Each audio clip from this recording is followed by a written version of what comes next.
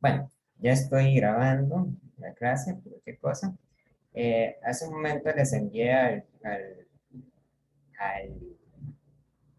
grupo en Telegram una foto de un problema que quiero resolver. Es un problema de circuito con capacitores.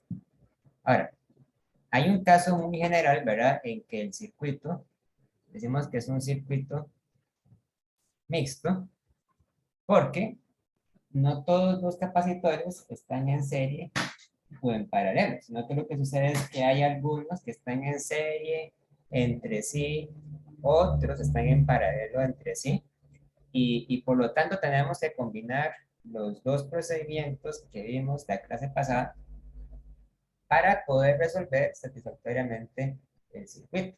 Entonces, para este problema nos dan un circuito que tiene esta forma. Ok, vamos a hacer un dibujo del circuito. Tenemos una batería, de hecho la dejo en color verde para, imagino que es para distinguirla de los capacitores.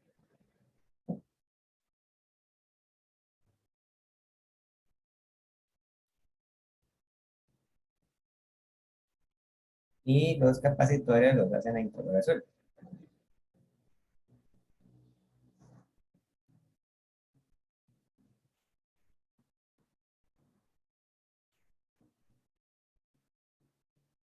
O sea, como los dibujamos.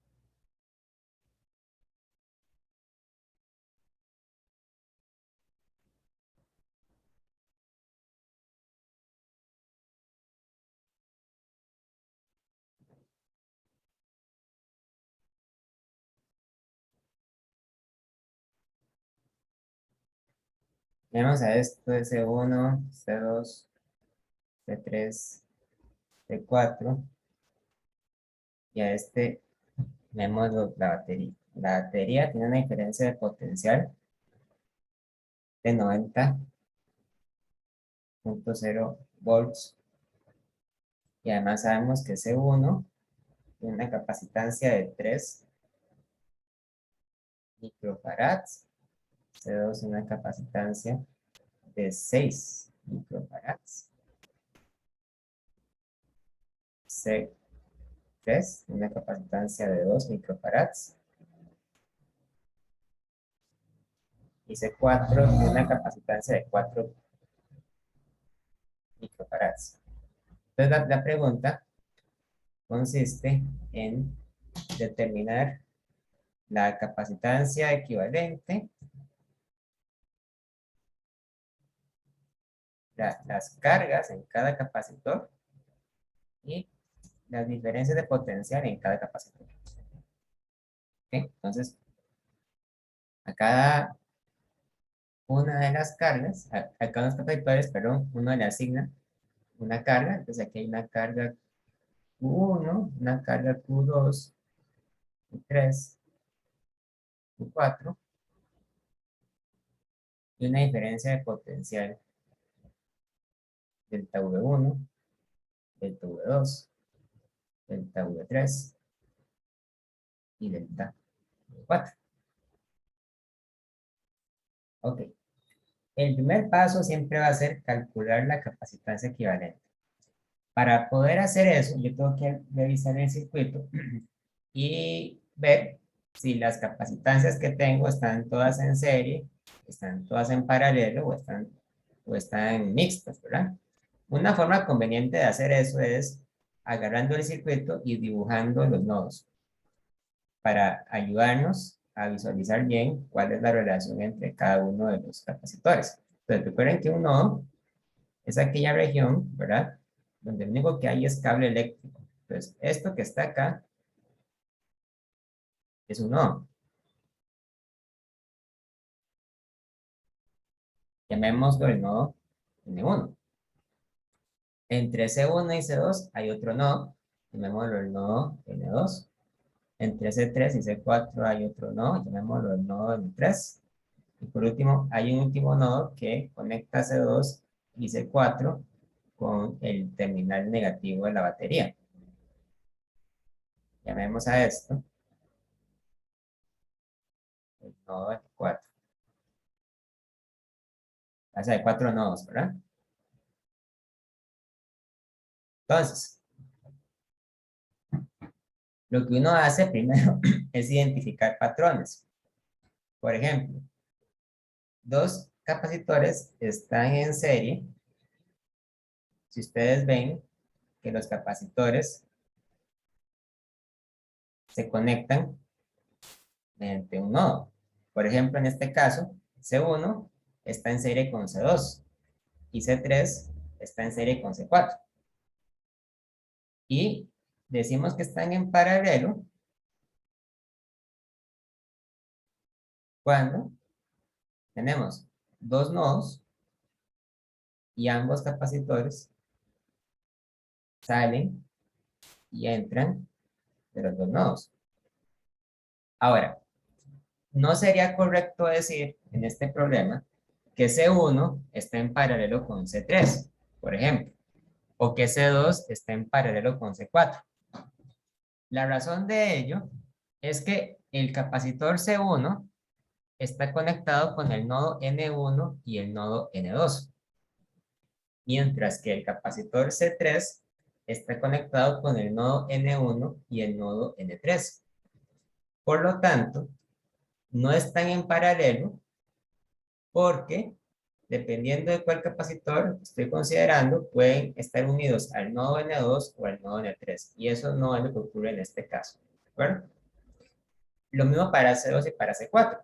C2 está conectado entre N2 y N4, mientras que C4 está conectado entre N3 y N4.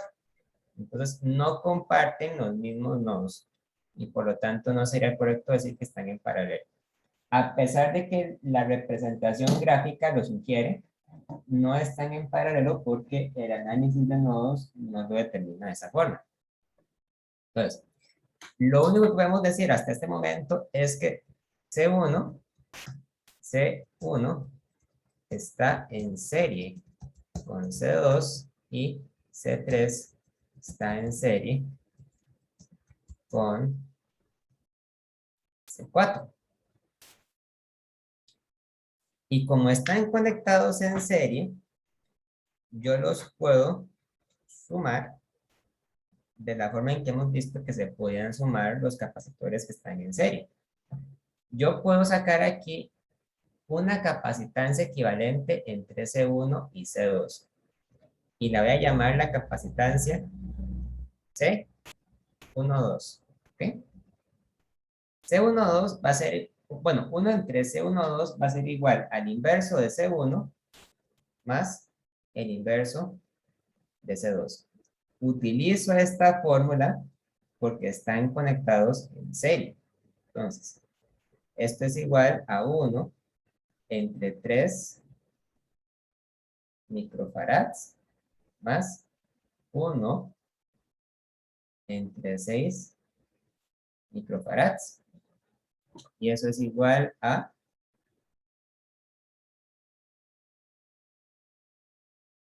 1 entre 2 microfarads. Por lo tanto, C12 va a ser igual a 2 microfarads. Es decir, C12 es menor a C1 y menor a C2. Por otro lado, voy a sacar un capacitor equivalente C34, sumando en serie a C3 y C4. Por lo tanto, 1 entre C34 va a ser igual a 1 entre C3 más 1 entre C4. Es decir, 1 entre 2 microfarads más 1 entre 4 microfarads es igual a 1 entre 2 más 1 entre 4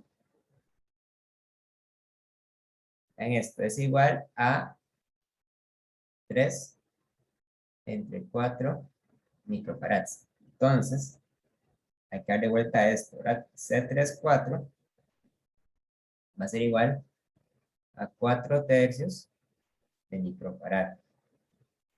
O sea, va a ser aproximadamente 1.33 microfarads.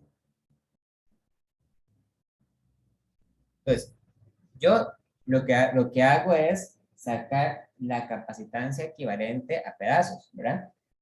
Voy por partes. Me fijo qué capacitores están en serie o en paralelo y así los voy sumando y voy simplificando. Una vez que yo deduje que hay una capacitancia equivalente entre C1 y C2 y entre C3 y C4, lo que hago es dibujar otro circuito, pero sustituyo C1 y C2 con C12 y sustituyo C3 y C4 con C34. Y eso es lo que voy a hacer en la siguiente pizarra. Voy a hacer otro dibujo de este circuito, pero simplificado. Entonces, yo tenía el, el circuito de esta forma. Aquí estaba la batería.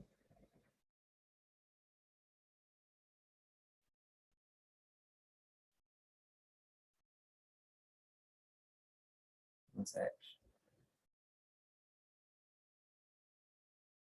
La batería sigue siendo la misma. Eso no cambia. Pero ahora, en lugar de dibujar a C1 y a C2, vamos a dibujar un único capacitor C12. Y en lugar de dibujar a C3 y a C4, un único capacitor C34.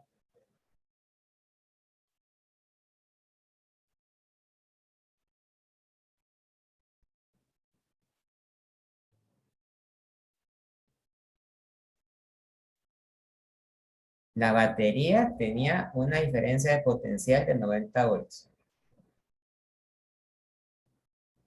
En lugar de C1 y C2, dibujo a C12 y yo recuerdo que C12 tenía una capacitancia de 2 microfarads. Y en lugar de dibujar a C3 y a C4, dibujo a C34, que tenía una capacitancia equivalente de 1.33 microfarads. Ahora, C12 y C34 son capacitores equivalentes, ¿verdad? Es decir, no son capacitores reales. Sin embargo, aunque no sean reales, aunque realmente no estén ahí, ¿verdad? Yo les puedo asignar, de cualquier forma, una carga eléctrica. Entonces, C34 va a tener una carga eléctrica Q34 y C12 va a tener una carga eléctrica Q12, aunque sean imaginarias, ¿verdad? Y va a tener una diferencia de potencial, el potencial de V12 y el potencial V34. El circuito, así como está, todavía no está completamente simplificado porque aún me quedan dos capacitores. Y uno no lo simplifica completamente hasta que solamente le quede un único capacitor equivalente. Entonces, hay que ver si estos dos capacitores se pueden unir en serie o en paralelo. Quizá en este caso sea un poquito más obvio darse cuenta que están en paralelo. Sin embargo, hagamos el dibujito de los nodos para estar seguros, ¿verdad? Entonces, hacemos un nodo. El primer nodo abarca todo este pedazo de cable. Esto sería entonces el nodo N1. Y el segundo nodo abarca todo el otro pedazo de cable. Esto que está acá.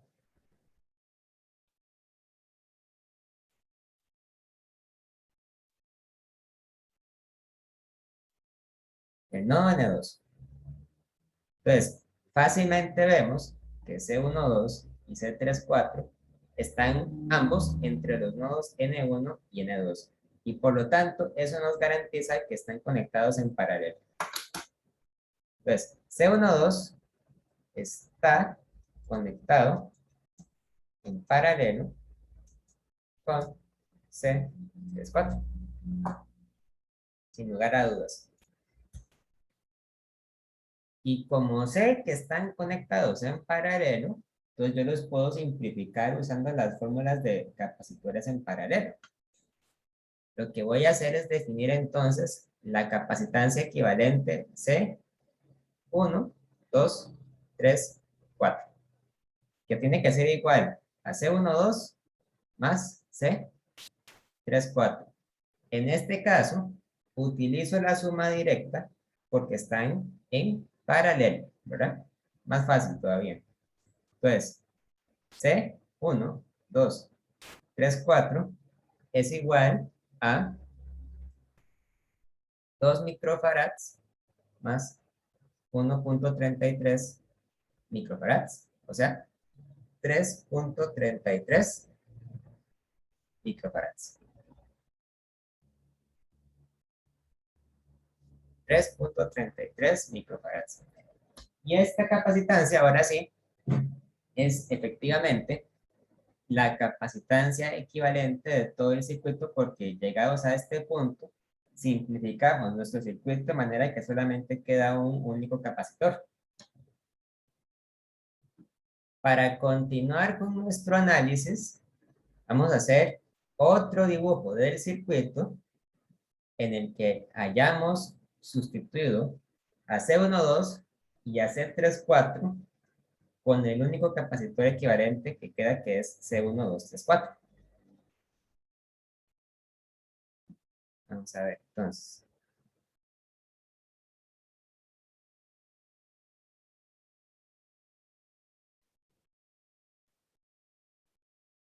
Tengo el circuito.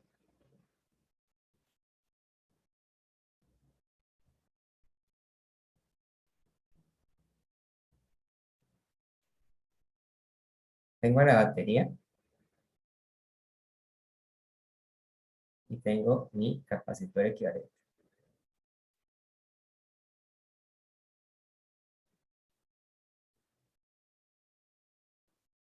El potencial de la batería es siempre igual a 90 volts. Pero la capacitancia equivalente, que no es otra más que C1234, sabemos que es igual a 3.33 microfarads. ¿Okay? Entonces ya con eso contestamos la primera parte del problema. Ya sabemos que la capacitancia equivalente es igual a 3.33 microfarads. Ahí está. Este es el primer resultado. Y es quizá el más importante porque es a partir de este resultado que llegamos a las demás respuestas del problema. Entonces, una vez que hemos calculado la capacitancia equivalente, me voy a volver a la pregunta para ver qué más nos piden. Entonces, nos piden que calculemos las cargas en cada capacitor y los potenciales. Entonces, la forma de hacer eso es devolviéndonos en los pasos que hicimos, ¿verdad? O sea, es seguir cada uno de los pasos, pero al revés. Yo voy a empezar con este circuito, que es el más sencillo, y voy a calcular la carga eléctrica de este capacitor y su potencial, y luego me voy a ir devolviendo. Primero me devuelvo a este caso donde quedan dos capacitores, ¿verdad? Y por último me voy a devolver al circuito original, que es el más complicado y es el que tiene 4 capacitores. Entonces, lo que haremos ahora va a ser calcular, vamos a calcular la carga y el potencial del capacitor equivalente. Entonces, a este capacitor equivalente, yo le puedo definir su carga eléctrica, que vamos a llamar la carga eléctrica 1, 2, 3, 4, y su diferencia de potencial, que la voy a llamar la diferencia de potencial 1, 2, 3, 4. Como este circuito contiene únicamente el capacitor equivalente 1, 2, 3, 4 y la batería, entonces yo puedo decir que simplemente su diferencia de potencial delta V1, 2, 3, 4 va a ser igual a la diferencia de potencial de la batería. Es decir, va a ser igual a 90 volts. Hasta ahí, todo muy fácil, ¿verdad? Ahora, ¿cómo se calcula la carga eléctrica? Para calcular la carga eléctrica, hacemos uso de la definición de capacitancia. ¿Qué es eso? Eso era llegar y decir, entonces, que la capacitancia equivalente C1, 2, 3, 4 tiene que ser igual a la carga eléctrica Q1, 2, 3, 4 dividida entre la diferencia de potencial V1, 2, 3, 4. Por lo tanto, la carga eléctrica Q1, 2, 3, 4 tiene que ser igual a la capacitancia C1, 2, 3, 4 por el potencial delta V1, 2, 3, 4. Es decir, la carga eléctrica es igual a la capacitancia, que son 3.33 por 10 a la menos 6 farads por 90 volts. Y eso es igual a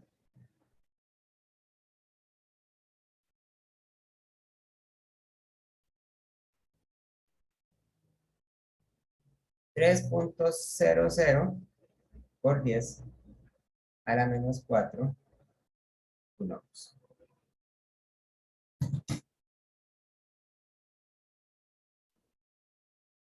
Este es el potencial del capacitor equivalente. Y este que está aquí es la carga eléctrica del capacitor equivalente. Entonces, ahora lo que vamos a hacer es devolvernos al dibujo que teníamos antes y calcular la carga eléctrica y la capacidad y el potencial de C12 y C34. Vamos a ver, hasta aquí, ¿hay alguna duda, alguna pregunta?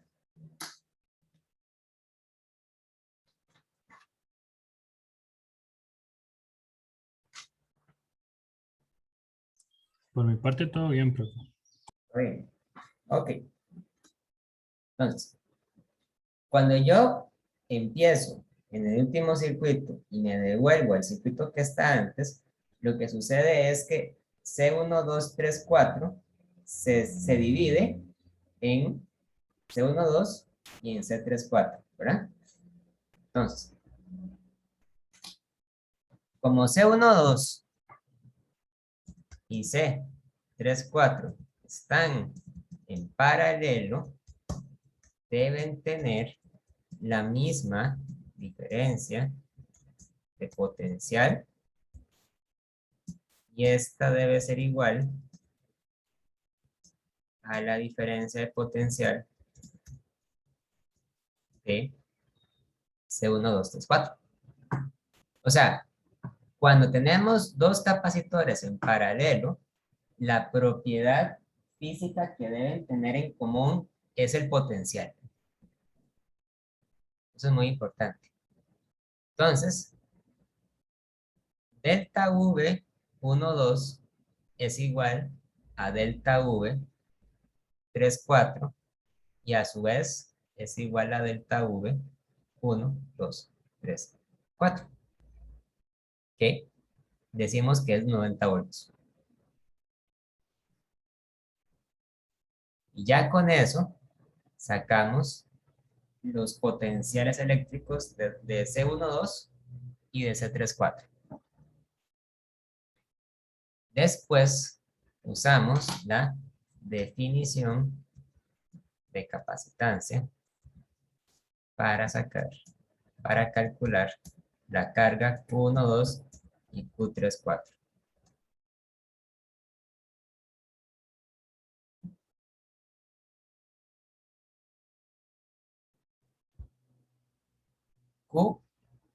Q12 es igual a C12 por delta V12 y Q34 es igual a C34 por delta V34. Entonces, Q12 es igual a 2 microfarads, entonces 2.00 por 10 a la menos 6 farads por 90 volts, farads por volt da coulomb, ¿verdad? Y eso es igual a 1.8 por 10 a la menos 4 coulombs. Mientras que Q34 es igual a, entonces, C34, que es 1.33 por 10 a la menos 6 farads por 90 volts, es igual a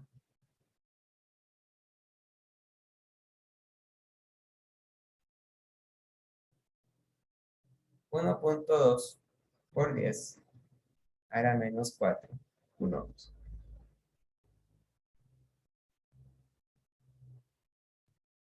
Ya con eso sacamos la carga eléctrica del capacitor C12 y la carga eléctrica del capacitor C34.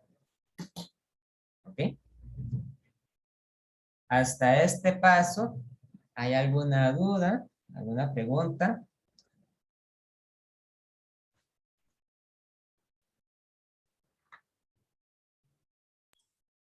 Tal vez no tanto duda y probablemente sea obvio, pero también puedo haberlo puesto como en términos de, por ejemplo, 180 microcoulomb Sí, y luego 120 microcoulomb. bueno, no, sería más bien, no, ¿cómo sería? Sería 18 milicoulombs, sí, y 12 milicoulombs. Sí.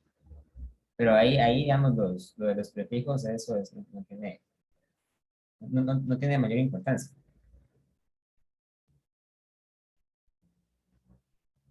Ok, ok. Gracias.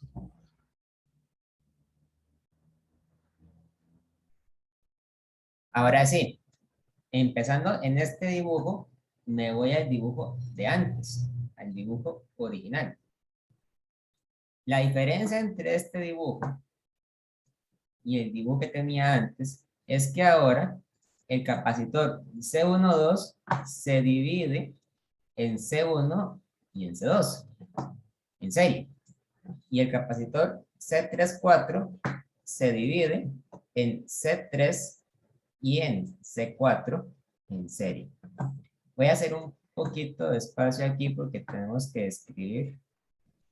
Vamos a ver cómo hago para poder esto. No.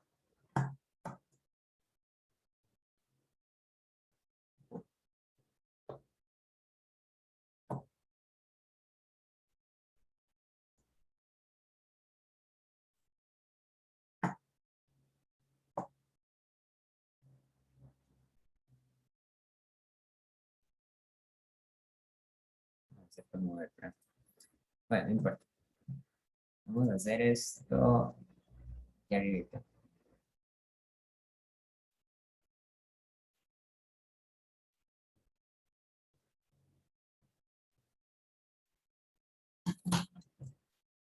C1 y C2 deben tener la misma carga eléctrica y es igual a la de C12. ¿Ok? ¿Por qué? Porque están conectados en serie. Y cuando los capacitores están conectados en serie, la propiedad física que tienen en común es la carga eléctrica. Vean que esto es distinto a los capacitores en paralelo. Cuando estaban en paralelo, la propiedad que tenían en común era el potencial. Pero, en cambio, cuando están conectados en serie, la propiedad que tienen en común es la carga. Entonces, dependiendo si están en serie o en paralelo, ustedes determinan qué tienen en común, si es la carga o si es el potencial. Eso quiere decir que la carga Q1 es igual a la carga Q2 y es igual a la carga Q12, que ya sabemos que tiene que ser igual a 1.8 por 10 a la menos 4 coulombs.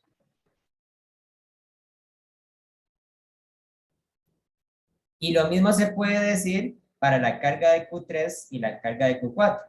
La carga de Q3 es igual a la carga de Q4 y tiene que ser igual a la carga de Q3,4. Entonces, Q3 es igual a Q4 y es igual a la carga a la carga 3,4, que era igual a 1.2 por 10 a la menos 4 coulombs.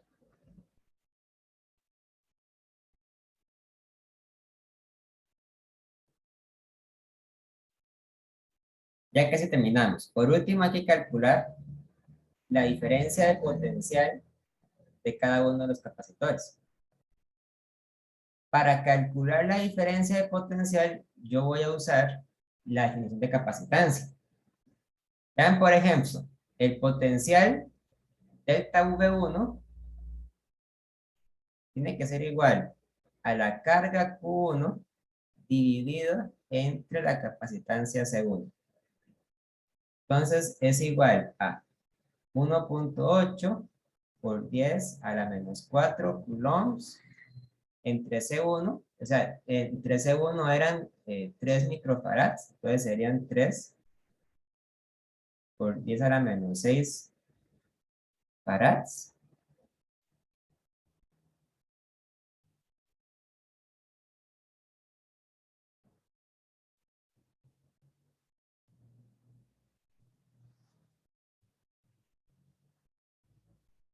Y eso da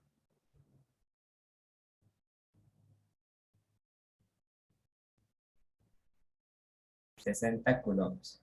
60 volts, pero 60 volts. El potencial delta V2 es Q2 entre C2 es 1.8 por 10 a la menos 4 coulombs entre C2, que eran 6 microfarads, o sea, 6 por 10 a la menos 6 farads. Y eso da 30 volts. El potencial delta V3 es Q3 entre C3 es 1.2 por 10 a la menos 4 coulombs dividido entre C3, que C3 eran 2 microfarads, entonces 2 por 10 a la menos 6 farads. Y eso da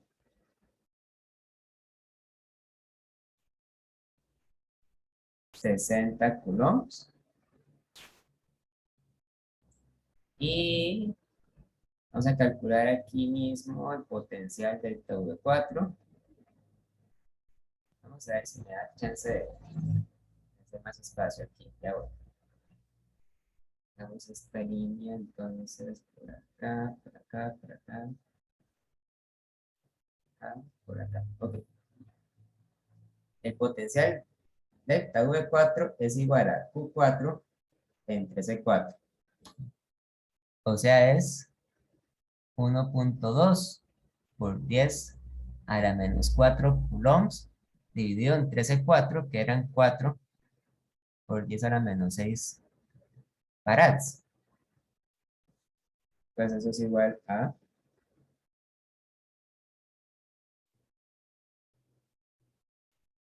30 coulombs. Y ya con eso saco todas las cargas y todos los potenciales. Mira, aquí puse coulombs, está calculando potenciales. Estos son volts, ¿verdad? Volts, perdón. 60 volts y 30 volts.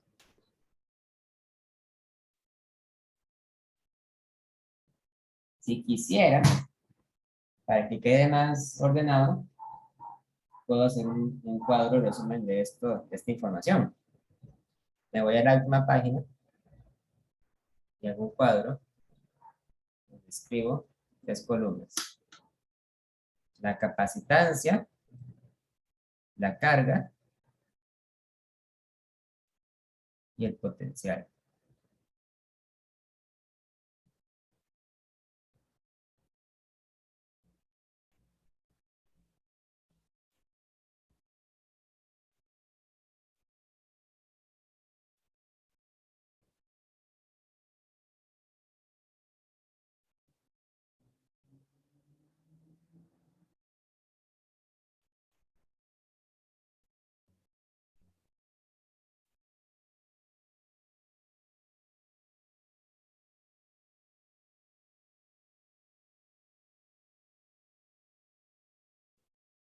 Entonces tengo el capacitor C1, C2, C3, C4. C1, C1 tenía un valor de, ya les digo, C1 eran 3 microfarads. C2 eran 6 microfarads. C3 eran 2 microfarads. Y C4 eran 4 microfarads. La carga de C1 y la de C2 eran 1.8 por 10 a la menos 4 coulombs. Y la carga de Q3 y Q4 era 1.2 por 10 a la menos 4 coulombs.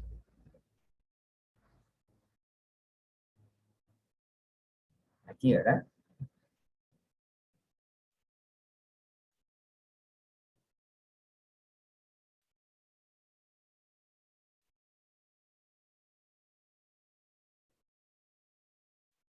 Y los potenciales. El potencial de V1 era 60, el de V2 era 30, el de V3 era 60 y el de V4 era 30 volts.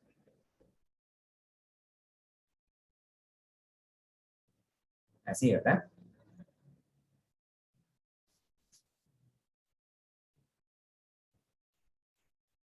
Ahorita continúo este cuadro con otra columna más que quiero añadir. Pero hasta este momento, ¿hay alguna duda, alguna pregunta?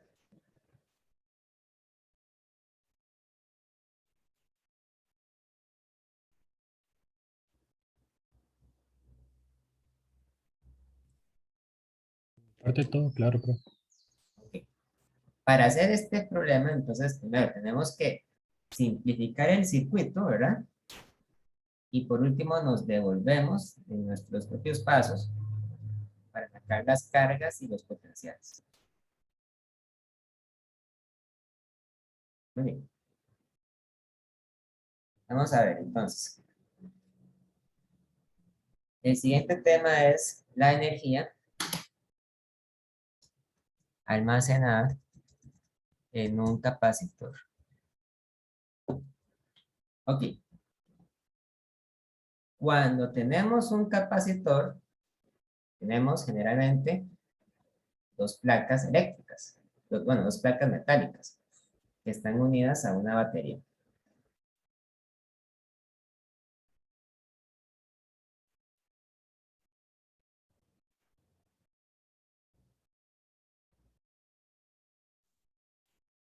Si solamente hay una batería, un capacitor, como en este caso, entonces, la placa que está viendo al polo positivo de la batería es la que adquiere una carga eléctrica más 1. Y la otra placa, la que está viendo el polo negativo, es la que adquiere una carga eléctrica menos 1. Ok.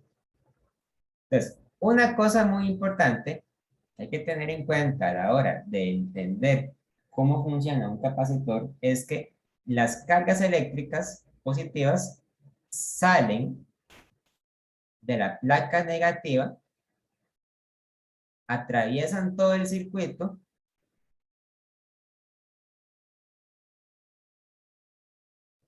y se acumulan en la placa positiva, ¿verdad? Entonces, la batería lo que hace en este caso es eh, forzar a que las cargas eléctricas hagan este movimiento. Pero hay una cosa muy importante que hay que decirla explícitamente.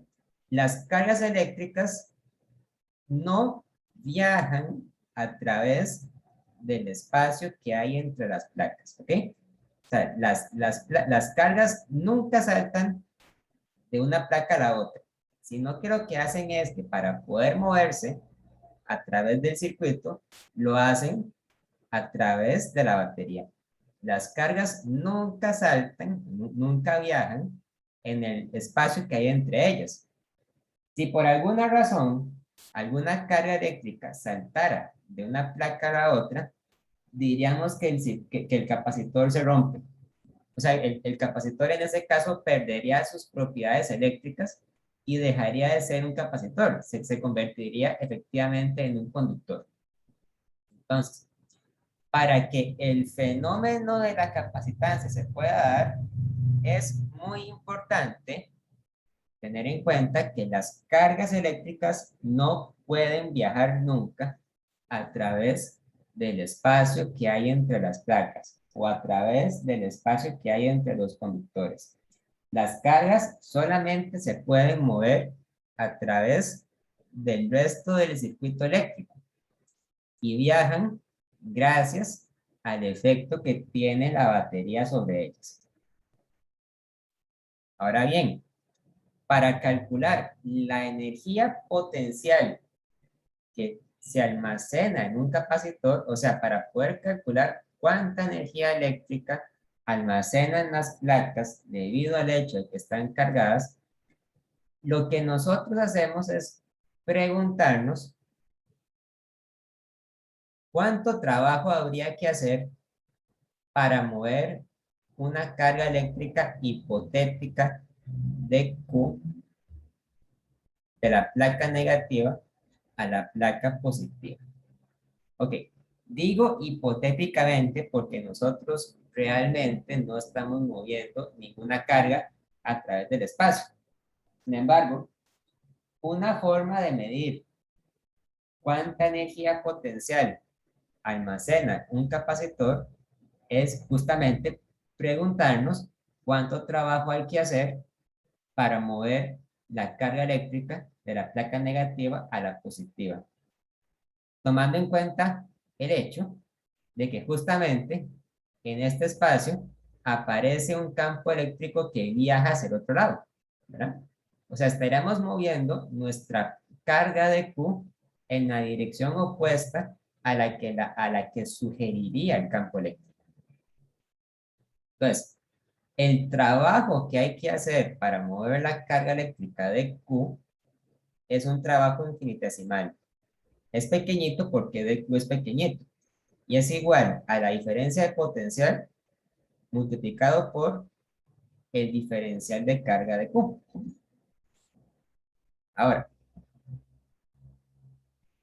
lo que nosotros vemos ahora es que la diferencia de potencial es igual a la carga que está almacenada entre los capacitores, bueno, entre las placas del capacitor, dividido entre la capacitancia del capacitor.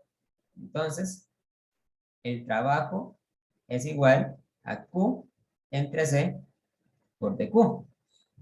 Y esto que está acá constituye una integral. Yo puedo calcular cuánto trabajo hay que hacer para cargar el capacitor desde Q igual 0 hasta un Q, digamos, un Q mayúscula, como está aquí, ¿verdad? Y lo que yo obtengo es que el trabajo es igual a Q al cuadrado entre 2C desde Q igual 0 hasta Q igual Q mayúscula. Por lo tanto, el trabajo es Q al cuadrado dividido entre 2C.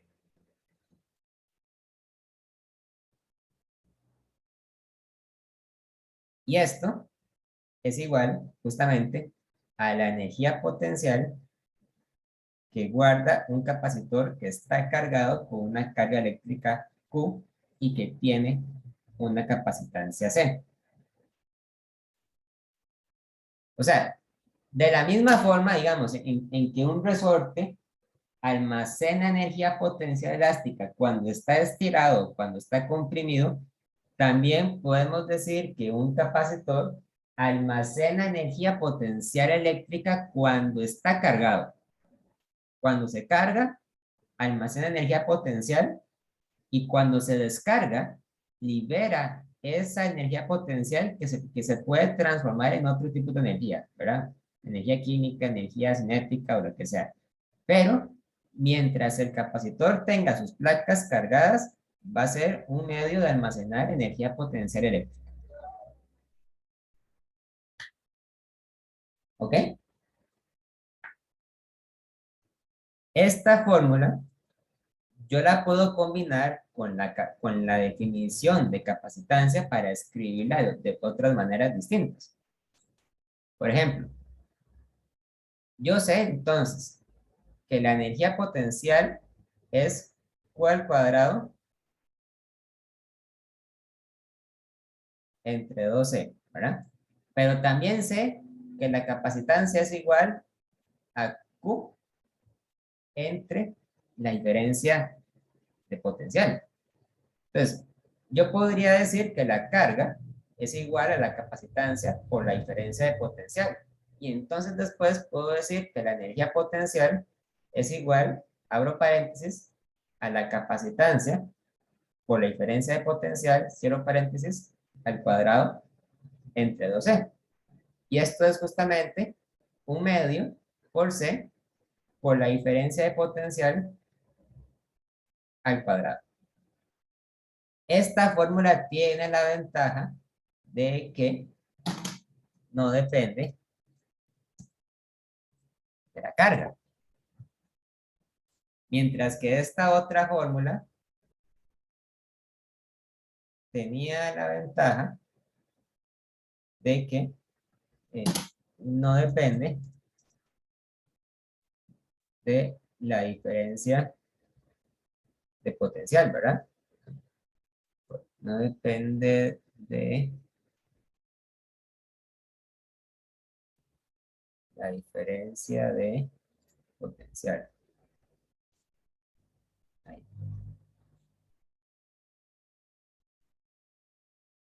Y también podría hacer algún cambio de variable en el que yo decido dejar de depender de la capacitancia. Luego puedo decir que la energía potencial es igual a Q al cuadrado entre 2C, pero C es igual a Q entre delta V, ¿verdad? Entonces puedo decir que esto es igual a Q al cuadrado entre 2Q entre delta V. Y me quedaría entonces que la energía potencial es igual a un medio de Q por delta V. Y esta fórmula tiene la ventaja de que no depende de la capacitancia, ¿verdad? Pero en cambio sí depende de la carga eléctrica y el potencial.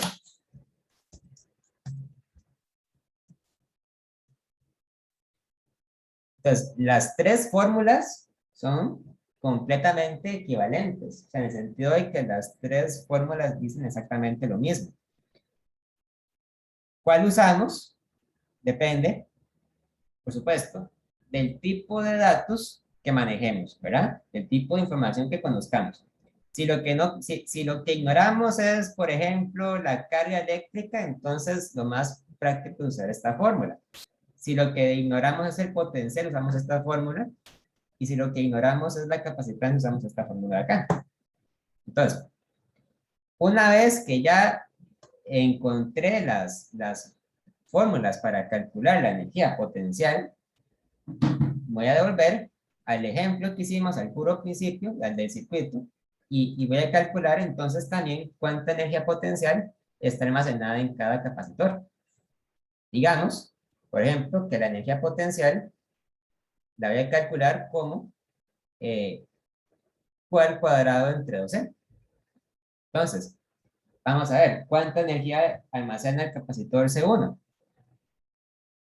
Sería 1.8 por 10 a la menos 4 al cuadrado dividido entre 2 por C1. O sea, 2 entre 3 por 10 a la menos 6 farads. Y me queda que el capacitor C1 almacena 5.4 por 10 a la menos 3 joules, ¿verdad? Obviamente la energía potencial la expresamos en joules. El capacitor C2 almacenaría entonces 1.8 por 10 a la menos 4 al cuadrado entre 6 por 10 a la menos 6. Me queda que almacena 2.7 por 10 a la menos 3 joules. El capacitor C3 almacenaría 1.2 por 10 a la menos 4 al cuadrado entre 2 por 2 por 10 a la menos 6. Entonces serían 3.6 por 10 a la menos 3 joules. Y el capacitor C4 sería 1.2 por 10 a la menos 4 al cuadrado entre 4 por 10 a la menos 6. Almacena 1.8 por 10 a la menos 3 joules. ¿Ok? Entonces, adicionar a la carga y al potencial, también se puede calcular la energía potencial. Ojo con la diferencia, porque la energía potencial es una U mayúscula, mientras que el potencial es V mayúscula. ¿Ok?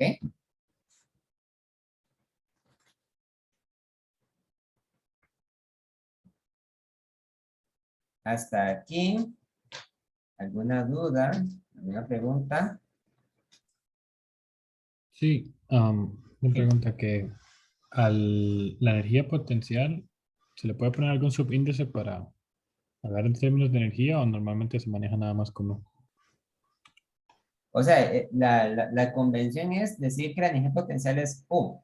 Ahora, en el libro, a veces le ponen U sub E para recordar que es energía potencial eléctrica, ¿verdad? Como para recordar que no es gravitacional, que no es elástica, sino que es eléctrica. O sea, Ah, exacto. este sería, digamos, el tercer tipo de energía potencial que ustedes estarían viendo, porque ustedes ya conocen la gravitacional, la elástica y ahora están viendo la eléctrica. Entonces, en algunos casos se les pone un índice para recordar qué tipo de energía potencial es. Yo no creo que sea estrictamente necesario hacerlo porque en este contexto es claro, ¿verdad? Que nos referimos a la energía potencial eléctrica.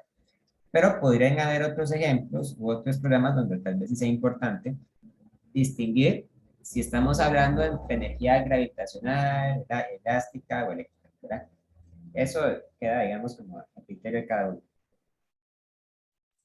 Ok, ok. Gracias. ¿Ok?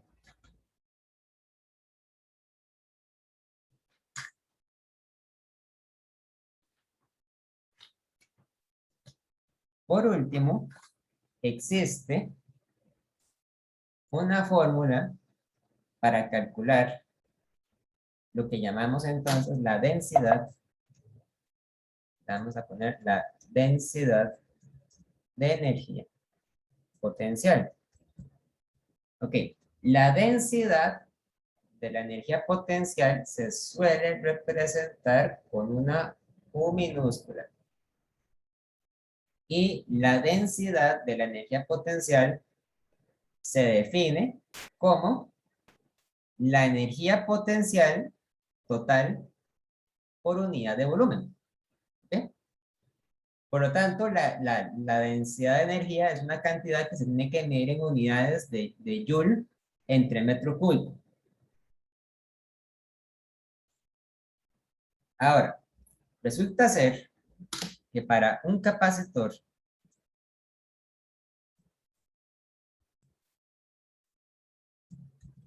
de cualquier forma, de cualquier figura, digamos, la energía potencial tiene una densidad que es igual a un medio de epsilon sub 0 por la magnitud del campo eléctrico al cuadrado. Hay que tener mucho cuidado porque esta densidad podría perfectamente ser una función de las coordenadas, en cuyo caso nosotros diríamos que la densidad de energía es una función de la distancia. Entonces sería 1/2 de epsilon sub 0 por la magnitud del campo eléctrico en ese punto elevado al cuadrado. Hay muchos casos donde es importante tener en cuenta que la densidad no es una cantidad constante, sino que varía con la posición. Vamos a hacer un ejemplo de eso.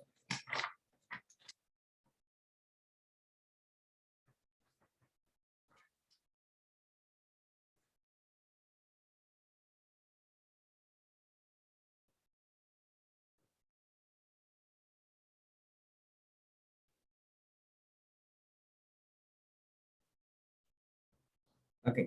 Digamos, por ejemplo, yo tengo un capacitor con dos esferas concéntricas. Vamos a decir lo siguiente. Tenemos un capacitor de esferas concéntricas de radius A igual a 1 centímetro y radio B igual a 2 centímetros. Suponga que la esfera pequeña tiene una carga conocida igual a 5 microcoulombs. Determine la densidad de energía y determine la energía potencial eléctrica total almacenada en este capacitor.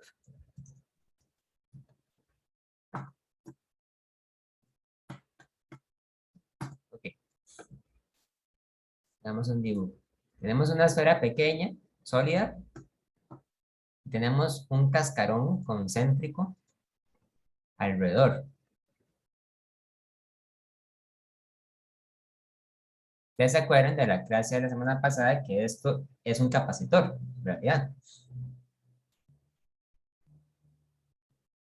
Entonces, esta tiene un radio A,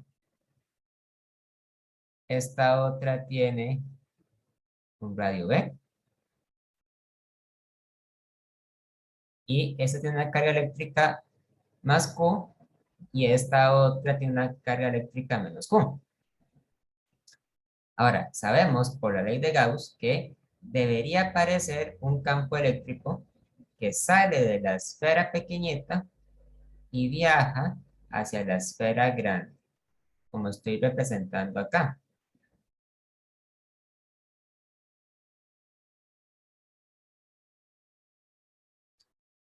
Ese campo eléctrico, como es sabido, tiene una magnitud que es igual a la carga entre 4pi epsilon sub 0 entre r al cuadrado, donde r es la distancia que se mide desde el centro de la esfera pequeña hasta cualquier punto que se encuentra entre las dos esferas.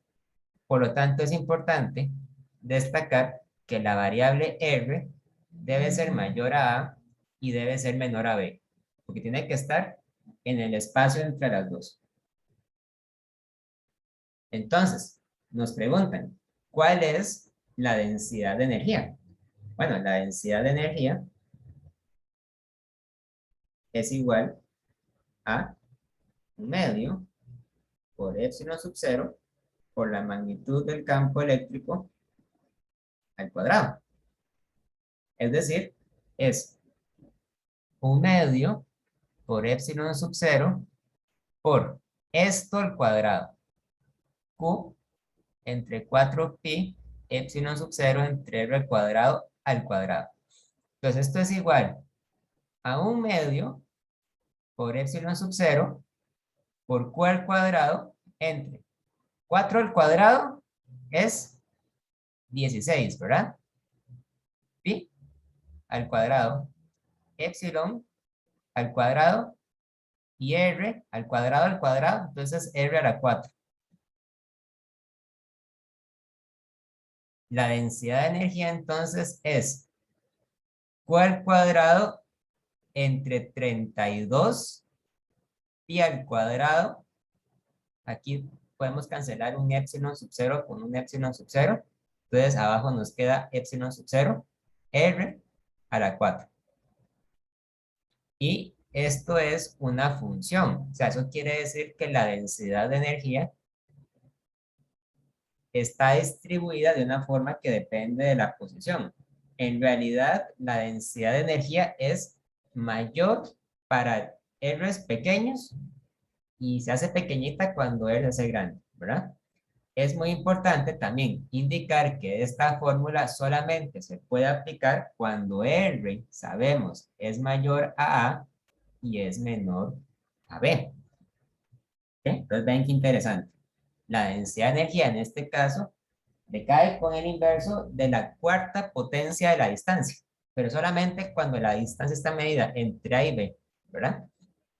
Porque solamente en esa región es que el campo eléctrico es válido. Pues ya con esto contestamos cuál es la densidad de energía, es una función, o sea, la densidad de energía hay que evaluarla para cada punto según el valor de la distancia. Ahora, lo que no puede ser una función de la posición es la densidad total. Pero es la energía total. La energía total.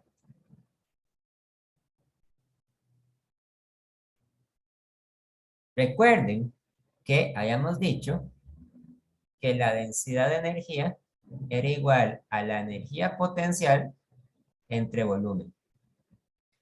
Pero bueno, esta definición se vuelve un poco diríamos un poco irrigurosa. Eso existe, no rigurosa cuando la densidad es una función de la posición. Entonces, en el caso más general, diríamos más bien que la densidad de energía es igual a la derivada de la energía potencial con respecto al volumen, ¿verdad? O sea, esto es más general. Por lo tanto, diríamos que para poder calcular la energía potencial, hay que multiplicar la densidad de energía por el diferencial de volumen y sacar una integral a ambos lados. Donde este volumen es el volumen entre las esferas. Entonces, nuevamente, para poder hacer esta parte, es muy importante manejar bien las integrales tridimensionales. Recuerden que al fin y al cabo esto es una esfera en 3 dimensiones. Una sustitución que resulta muy conveniente para este tipo de problemas es recordar que para una simetría esférica, el diferencial de volumen lo podemos tomar como 4pi por R al cuadrado de R, ¿verdad? Y decir entonces que la energía potencial es igual a la integral de la densidad de energía. Recuerden que esto es una función de R, ¿verdad? Por dv, que será entonces 4pi por R al cuadrado de R. Y esto se integra con respecto al volumen que hay entre las dos esferas. Por lo tanto, se debe integrar desde R igual a A hasta R igual a B. Y esto es igual a la integral de. Entonces, la densidad era Q al cuadrado entre 32 pi al cuadrado por epsilon sub 0 entre R a la 4 por 4pi R a la 2 de R. Desde R igual a A hasta R igual a B.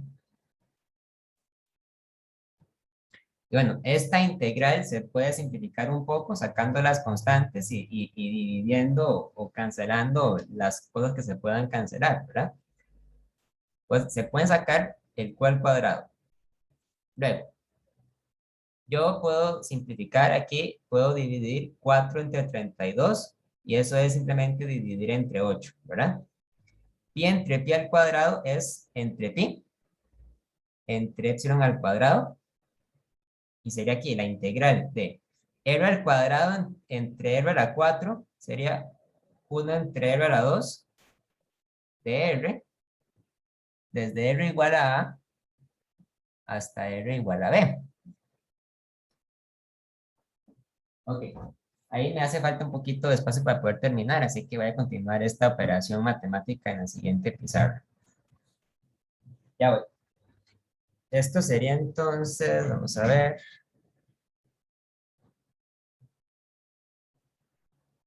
la integral de q a la 2 entre 8 pi epsilon sub 0 por la integral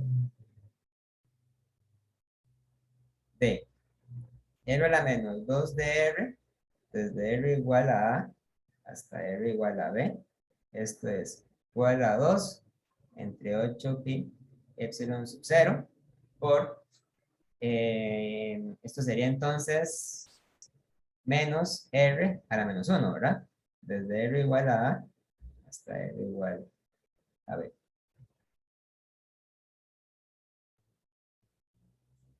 Y bueno, simplificando esto, nos queda finalmente que esto es q al cuadrado entre 8 pi epsilon sub 0 por 1 entre a menos 1 entre b. Si ustedes se fijan bien, esta cantidad debe ser positiva, ya que el radio a es menor al radio b. Y bueno, y de hecho, nosotros teníamos los valores para cada una de estas cantidades. Vamos a ver cuánto nos da la energía potencial. Primero, la carga era 5 microcoulombs. Entonces sería 5 por 10 a la menos 6 coulombs al cuadrado, ¿verdad?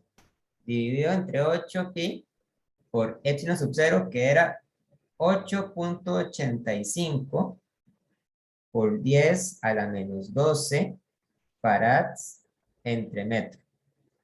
Por 1 entre A, que sería 1 entre 1 centímetro, o sea, entre 0,01 metros, menos 1 entre B, que sería 1 entre 0,02 metros.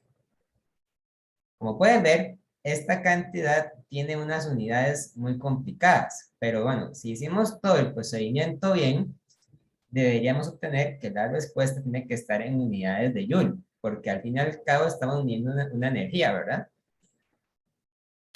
Entonces, la energía potencial almacenada en este capacitor es, vamos a ver, 5 por 10 a la menos 6 al cuadrado, entre 8 pi por 8,85 por 10 a la menos 12 por 1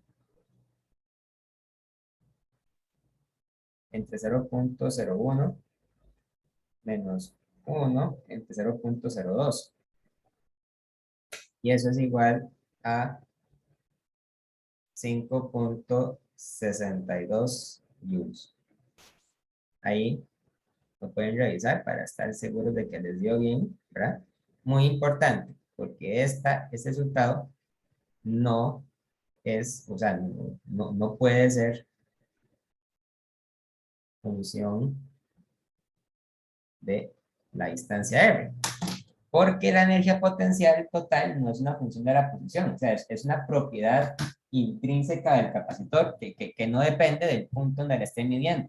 En cambio, la densidad de energía sí puede ser en algunos casos una función de la posición porque la densidad de energía puede variar según el punto donde la estén midiendo. Y con eso, entonces, contestamos a esta parte, a esta pregunta. Energía potencial. ¿Hay alguna duda, alguna pregunta?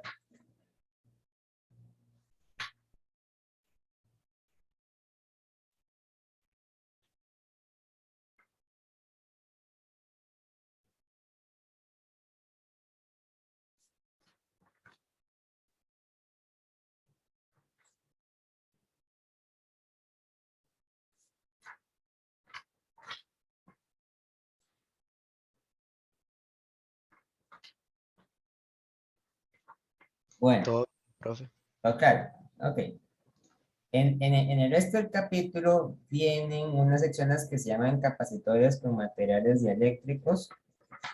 Ella tiene una parte que dice dipolo eléctrico en un campo eléctrico.